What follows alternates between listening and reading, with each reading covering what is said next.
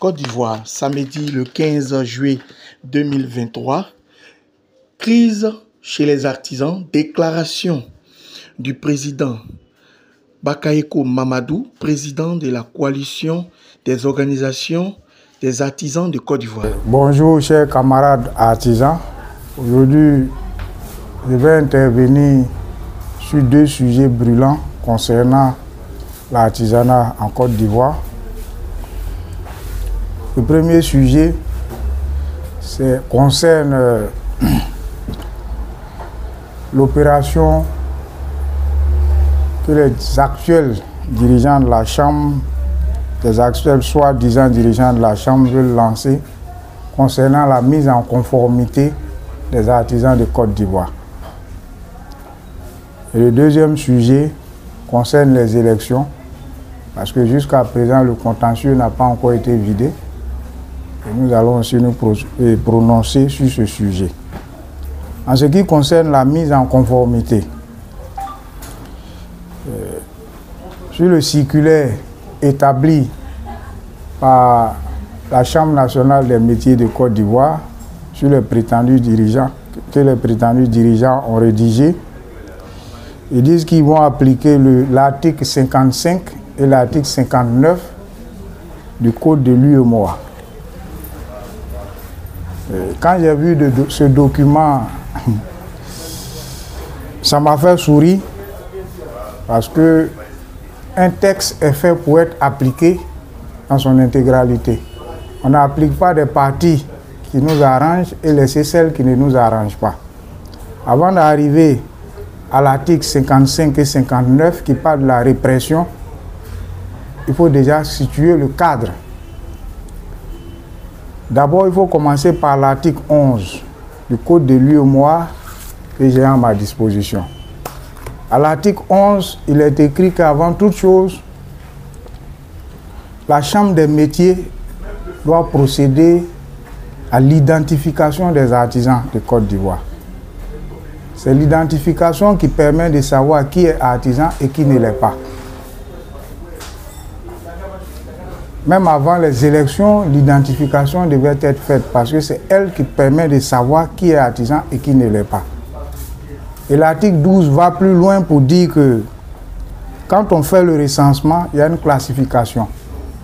Il y a 3 catégories d'artisans selon le code de l'UEMOA.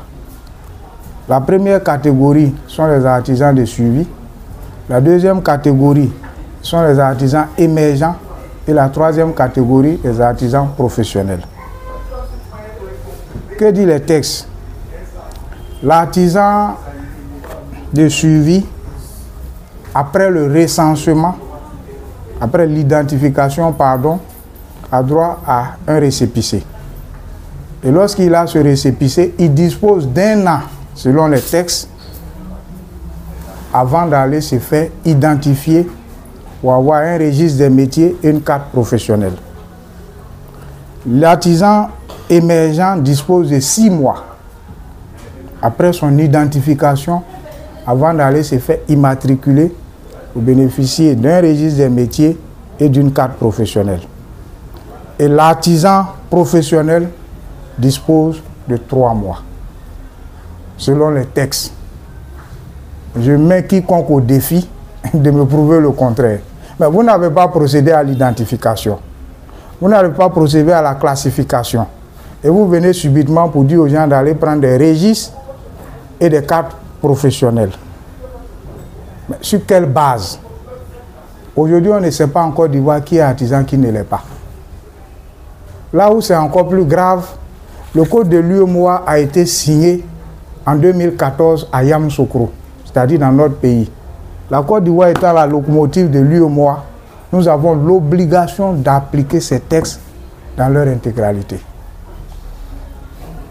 Et aujourd'hui, ils se lèvent pour dire aux gens d'aller faire des cartes professionnelles et des registres. Les artisans n'iront pas parce que si aujourd'hui vous revenez à ce que nous avons dit hier, ça veut dire que vous êtes dans le faux. Hier, vous nous avez dit que vous étiez en conformité avec les textes et que tout était bon. Vous avez organisé des élections taillées sur mesure qui sont d'ailleurs contestées. parce que le taux de participation était très faible. Et aujourd'hui, vous revenez pour dire que pendant vos 10 ans de gestion, les registres que vous avez délivrés, il faut que les gens viennent refaire ces registres parce que ça n'a pas été fait selon les normes. Mais si ces documents n'ont pas été faits selon les textes, donc ça veut dire que votre élection ne peut pas être reconnue, puisque ce sont ces documents qui ont servi de base pour aller à ces élections. Donc aujourd'hui, vous êtes en train de revenir à ce que nous avons dit hier. Aujourd'hui, ce n'est pas caché, il y a un blocage total au niveau de la Chambre des métiers parce que les élections n'ont pas été organisées comme il se doit. Mes collaborateurs et moi, à tout moment, nous sommes interpellés par les camarades qui travaillent au niveau des chambres régionales. Les salaires ne sont pas payés. Il n'y a même pas de matériel pour faire fonctionner les chambres régionales, même la Chambre nationale. C'est le résultat des élections mal organisées. Ils font aujourd'hui qu'il y a contestation. Les artisans ne se ressentent pas, ne se reconnaissent pas en ces élus-là. Donc aujourd'hui, vous n'avez pas autre choix que de revenir à la classe départ. Nous le disons haut et fort, nous demandons aux artisans de Côte d'Ivoire de ne pas participer à cette opération. Ça, c'est comment dirais-je, c'est la position de la coalition des organisations des artisans de Côte d'Ivoire. Nous demandons aux artisans sur l'ensemble du territoire de ne pas participer à ces élections et à ce recensement parce que c'est du faux. On ne peut pas sauter certains articles et venir se baser sur les articles qui parlent de la répression. Mais avant d'arriver à la répression, il faut d'abord une sensibilisation. Mais il n'y a pas eu de sensibilisation. Et l'identification dont on parle, la Chambre des métiers seule ne peut pas faire l'identification parce que c'est écrit dans l'article 11 du Code de l'UEMOA. L'identification incombe aux chambres des métiers. Les États membres de l'UEMOA facilitent les conditions en apportant un appui financier et un appui technique. Parce que c'est un travail colossal. Donc il faut impliquer des institutions qui ont l'habitude de faire ce genre de recensement. Donc c'est un projet national où l'État doit être impliqué.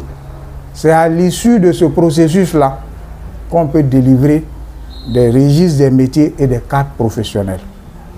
Donc j'invite nos amis qui séjournent présentement à la Chambre des métiers parce qu'ils ne vont pas durer.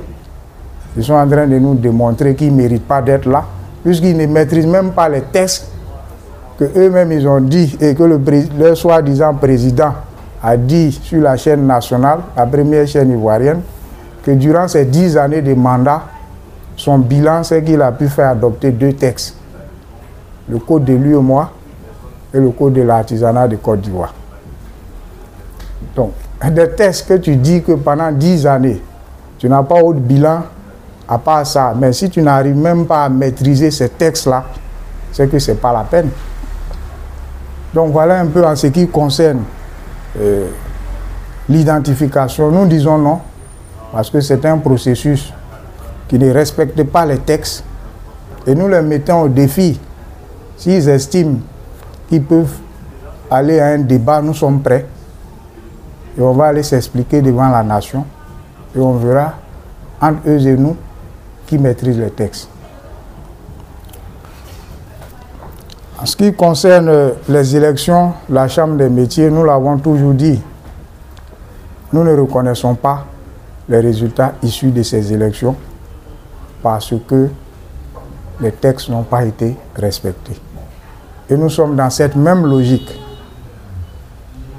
Nous disons que une élection où le taux de participation pour plusieurs millions d'artisans, il n'y a eu que 2613 élus, où au premier tour, on devait avoir 1024 élus qui allaient faire le reste du processus électoral. Nous n'avons eu que 424 élus. Ce n'est pas une élection. Les gens sont allés en promenade et aujourd'hui sont en train de récolter les fruits de ce qu'ils ont sémé. Et nous, au niveau de la COACI, nous avons dit qu'une procédure judiciaire était en cours. Et aujourd'hui, nous pouvons dire devant la nation que cette procédure-là va démarrer dans les jours à venir, car les dirigeants actuels, les soi-disant dirigeants de la Chambre ont été assignés. Ils vont aller répondre devant un juge, ils vont s'expliquer. Et nous aussi, nous allons aller nous expliquer et que la justice va faire son travail. Aujourd'hui, nous sommes tranquilles, sans pression. C'est à eux de prouver qu'ils ont appliqué les textes. Nous sommes dans d'autres points, nous sommes sereins. Et nous demandons à l'ensemble des artisans de Côte d'Ivoire de rester sereins et de rester à l'écoute. Quant aux travailleurs des différentes chambres régionales qui nous appellent, nous leur disons que ce n'est pas un plaisir pour nous de les voir dans la situation qu'ils sont aujourd'hui. Mais ce n'est pas de notre faute. Même notre pays, la Côte d'Ivoire, pour qu'aujourd'hui on ait la stabilité et la tranquillité, il a fallu qu'on passe par une crise post-électorale. Ça n'a pas été le souhait des gens, mais il fallait qu'on passe par là pour que la stabilité vienne après. Mais aujourd'hui, nous sommes obligés de passer par les difficultés qu'ils traversent avant de pouvoir venir à une situation normale. Mais en même temps, nous lançons un appel à M. Bamba Kassoum et son équipe. Comme lui n'a pas eu l'humilité de discuter, de dialoguer, il est resté braqué dans son coin, nous lui disons que nous sommes ouverts au dialogue, à la discussion. Mais une discussion basée sur la vérité. Une discussion qui va faire émerger la réalité des textes. Nous sommes prêts à aller à ce genre de discussion. Et nous interpellons notre ministère de tutelle. Il est temps de mettre fin à cette crise qui est en train de ronger petit à petit le secteur de l'artisanat. C'est pour éviter ce genre de situation qu'on avait demandé à ce que l'élection soit inclusive et transparente. Ce qui allait envoyer la calmie. Mais près de 6 mois après, nous nous retrouvons devant une situation à laquelle personne ne s'attendait. Donc nous disons que c'est vrai, chacun pense qu'il a raison. Et les textes, nous le disons haut et fort, sont en notre faveur. Parce que l'équipe dirigeante actuelle a commis tellement d'erreurs que nous nous demandons comment est-ce qu'ils vont faire pour défendre vraiment leur cas. Et nous sommes ouverts au dialogue, comme je l'ai dit, mais un dialogue vraiment sincère, basé sur la réalité. Donc, chers camarades artisans, comme je l'ai dit, présentement, nous ne parlons pas trop, nous agissons. Et nous pensons que dans les jours à venir, des actions fortes seront menées pour que vraiment nous puissions sortir de cette situation qui n'a que trop duré. Je vous remercie.